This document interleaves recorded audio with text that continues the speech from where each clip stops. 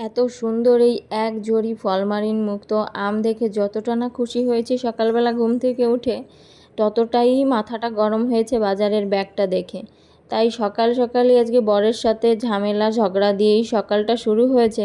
জানি না আজকে সারা দিনটা কেমন কাটবে। সকালবেলা একবার ঘুম থেকে উঠেছি সমস্ত কাজবাজ সেরে, আর এই ঝুম বৃষ্টিতে আবহাওয়াটা যখন একটু ঠান্ডা হয়েছে আবার যে কখন ঘুমিয়ে পড়েছি সেটা নিজেও বুঝতে পারিনি। উঠে দেখি অনেকখানি বেলা হয়ে গেছে, তাই তাড়াতাড়ি করেই পুজোটা সেরে নিয়েছি। সকাল থেকে এখনও আমি তেমন কিছু খাইনি, তাই খিদেটাও পেয়েছে, কিন্তু তার আগে ভাতটা তুলে দিয়ে তারপর খাবো। আজকে আমার পছন্দের একটা খাবার আমি খাচ্ছি, সেটা হচ্ছে পান্তা ভাত। এই গরমে সকালবেলায় এরকম পান্তা ভাত কাঁচা লঙ্কা দিয়ে এর সঙ্গে আর কোনো খাবারেরই তুলনা হয় না। আর তোমাদের যে বললাম সকালবেলায় বরের সঙ্গে ঝামেলা শুরু হয়েছে, আর এই বাজারের ব্যাগের মধ্যে কি খাজানা ভরে এনেছে চলো তোমাদের সামনেই এটাকে উপর করে ঢালি। এনেছে পুঁই শাক, উচ্ছে আর পাতাকপি। পুঁই শাক উচ্ছেটা ঠিক ছিল, কিন্তু পাতাকপিটা এই গরমে কে আনে বলো? এমনিতেই শীতের সময়ই পাতাকপিটা আমার কাছে একটু গন্ধ লাগে, খুব একটা পছন্দ নয়। আর এই গরমে কে খায় পাতাকপি বলো? জানি এখন সব সময়ই সিজনালি কোনো সবজি পাওয়া যায় না, সব সময়ই সব সবজি পাওয়া যায়, কিন্তু তাও এই পাতাকপি এই গরমে আসলে এটা মানে আমি যখনই মনে করছি তখনই বরের সঙ্গে ঝামেলা বাঁধিয়ে দিচ্ছি যে কেন এটা তুলে আনলে। যদিও আমার ঘরের এটা নতুন কোনো ঝামেলা নয়, এটা ওই রবিবারের প্রতিদিনের সকালেরই ঝামেলা, কারণ যখনই বাজার করে আনে আমাদের ঘরে এরকম ঝামেলা হতেই থাকে। আমি জানি না কাদের কাদের বরেদের এরকম ঝামেলা রয়েছে, মানে ব্যাগ ভর্তি বাজারের যে সমস্ত জিনিস চলে না সে সমস্ত জিনিস ভরে আনে। যখনই মানে আমি কিছু বলতে যাই আমার বরকে, তখন বলে আমি আনিনি, আমাকে দিয়েছে। আমি যখনই জিজ্ঞাসা করি তোমাকে কি টাকা ছাড়া দিয়েছে, বলে না না টাকা দিয়েছি, দোকানদার আমাকে এটা দিয়েছে, সেটাই নিয়ে এসেছি। আর এই কথাটা শুনলে আরও জানো তো মাথাটা ভীষণ গরম হয়। সে যাই হোক, তারপর শেষমেশ বলল পাতাকপির অনেক দিন আগে ভর্তা করেছিলে, ওটা তাহলে তুমি আমাকে করে দিও, তোমার খেতে হবে না। তো কী আর করব, টাকা দিয়ে কিনে এনেছে, সেটা নষ্ট করতেও গায়ে লাগে, তাই আর ফ্রিজে ঢুকালাম না, কারণ ফ্রিজে ঢুকালে ওটা চোখ বুজেই ফেলানো যাবে আমি জানি, কারণ ওইভাবেই পড়া থাকবে, আমি রান্নার কুড়ামিতে আর রান্না করা হবে না। তাই আজকে একটু সয়াবিন রান্না করব আর পাতাকপির ওই ভর্তাটাই করব। এত ছোট সয়াবিন এর আগে আমি কখনো রান্না করিনি। বড় মাঝারি সব সাইজের সয়াবিন রান্না করলেও এই সয়াবিনটার সাইজ একদম নকুলদানার মতো। যদিও জলে একটু সিদ্ধ বসিয়েছি, এখন সাইজে একটুখানি বড় হবে। সয়াবিন আমি রান্না করার আগে জানো তো 2-3 মিনিট একটু গরম জলে ভালো করে ফুটিয়ে তারপর ধুয়ে নিই, কারণ সয়াবিনের গায়ে যে একটা গন্ধ থাকে ওটা থেকে গেলে আর মশলাপাতি যতই দিয়ে ভালো করে রান্না করি খুব একটা খেতে আমার ভালো লাগে না। আর সয়াবিনটা আমি একটু নরম করে রান্না করি, একটুখানি বেশি শক্ত শক্ত থাকলে না আমার বাচ্চারা খেতে চায় না।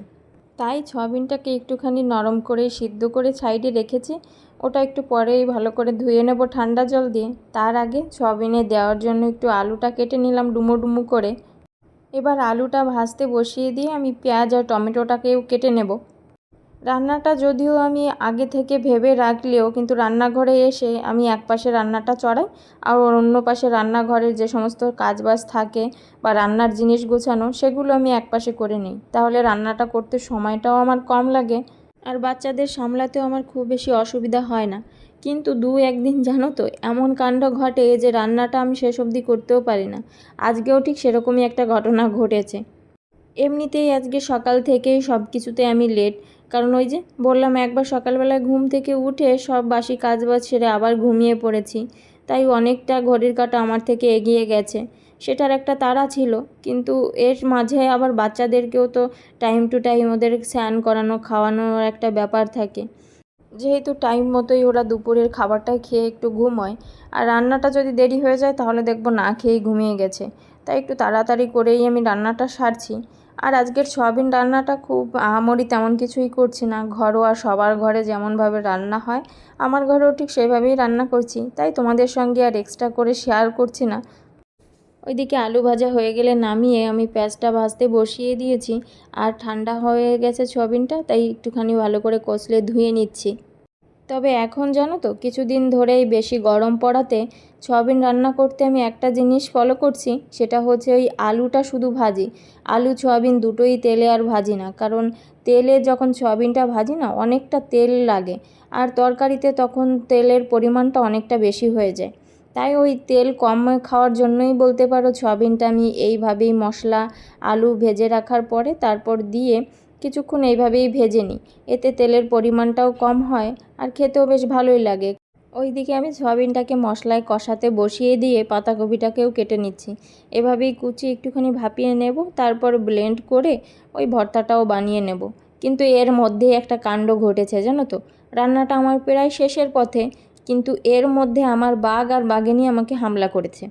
এই যে দেখেছো, এতক্ষণ দিব্যি খেলা করছিল, এর মাঝেই দুজনে আবার লাগিয়ে দিয়েছে মারামারি। এবার দুজনেই কোলে উঠে বসেছে। প্রচণ্ড গরমে দুজনেই একদম ঘেমে নিয়ে একসারা। পুটুরানির আবার ক্যামেরা দেখলেই বেশ ভালো লাগে, কান্না থেমে গেছে। কিন্তু মুগ্ধর আবার যখন তখন ক্যামেরাটা অন করে মুখের সামনে দিলে সেটা বাবুর প্রেস্টিজে লেগে যায়। তাই সবসময় ক্যামেরাটা অন করতে পারি না। আর যখনই দেখছে মা ক্যামেরা অন করে ভিডিও করছে, ওর আরও বেশি রাগ লাগছিল। ওদের স্নান হয়ে গেছে, এবার ভেবেছিলাম রান্নাটা তাড়াতাড়ি করে খাইয়ে দিয়ে ঘুম পাড়াবো, কিন্তু সেটা আর হলো কোথায়। তাই পাতাকপির ভর্তাটা বানানো ক্যান্সেলই থাক, শুধু ওই সয়াবিনটাই ঝোলটা ফুটতে দিয়েছি, ফুটো হয়ে গেলে পরেই ওদেরকে খাইয়ে ঘুম পাড়াবো। এত গরমে ঘেয়ে নিয়ে একসারা। যদিও এসিটা চালিয়ে একটা রুমের মধ্যে রাখলে কতক্ষণই আর থাকে বাচ্চারা বলো, ওদেরও তো শৈশব এখনই পড়ে রয়েছে। তাই ওই ছোটাছুটি করে খেলা করতে করতে আরও বেশি ঘেমে গেছে। মুগ্ধ আর যশিতার সঙ্গে দুষ্টুমি করতে করতে এদিকে আমার সয়াবিনের তরকারিটা হয়ে গেছে। এবার ওদেরকে খাইয়ে নেব। আর ওদেরকে খাইয়ে ঘুম পাড়াতে পাড়াতেই জানো তো ওর বাবাও এসেছে। ওর বাবাকে ফোন করে বলেছিলাম আজকে তোমার কিন্তু সেই পছন্দের খাবার আর রান্না হচ্ছে না। তাই ওর বাবা কি করেছে জানো, বাইরে থেকে ফেরার পথে এই কলার পাকোড়া কিনে এনেছে আর এনেছে সম্বার। এখানে তো আর আমাদের বাঙালিদের মতো খাবার দাবার পাওয়া যায় না, এই সম্বার টম্বার এগুলোই পাওয়া যায়। শুধু আমার বরের জন্যই এনেছে, কারণ আমি বাইরের এই ধরনের সম্বার টম্বার খুব একটা খেতে পছন্দ করি না। কলার পাকোড়াটা ছিল দুর্দান্ত, খেতে খুবই টেস্টি হয়েছিল। আর বিকেল 9 হতে হতে এই দেখো আমার ঘরে কারা এসেছে। আমার খুবই একজন কাছের মানুষ, যার কথা এখন তোমাদেরকে বলতে গেলে এই 2-1 মিনিটেও শেষ করা যাবে না। তাই এনার গল্প অন্য একদিন বলবো। তবে এই অন্ধ্রপ্রদেশে প্রথম যেদিন 10 বছর আগে পা রেখেছিলাম, সেদিন যেভাবে আমার হাতটা ধরেছিল আমাকে খাইয়ে দিয়েছিল, ঠিক সেইভাবে এখন আমার ঘরে এসে আমার ছেলে মেয়েকে ওইভাবে আদর করে। আর আমার ছেলে মেয়েরও খুবই কাছের একজন মানুষ। নানাম্মা বলতে বলতে পারে ওরা অজ্ঞান, কারণ নানাম্মা হলে ওদেরকে আমি এখন যদি রেখে দিই ওরা একটা দিন ওনার কাছে নিশ্চিন্তে থাকতে পারে। সে যাই হোক বেশিক্ষণ আর ছিল না, একটা কাজে এসেছিল তাই দেখা করেই চলে গেছে। ঘরে আম ছিল তাই আমটাই কেটে দিয়েছিলাম। বেশ অনেক দিন পরে এসেছে জানো তো, কারণ কিছুদিন ধরেই ওনার শরীরটা বেশি একটা ভালো ছিল না। কিন্তু মুগ্ধ যশিতা একদমই ভোলেনি ওনাকে। সে যাই হোক, এবার ওনার সঙ্গে একটু গল্প করি আর ভিডিওটা এখানেই রাখি। যদি কিছু ভালো লাগে তাহলে অবশ্যই কমেন্টে জানিও। আর সবাই খুব খুব ভালো থেকো। দেখা হবে আবার নতুন একটা কোনো ভিডিওতে।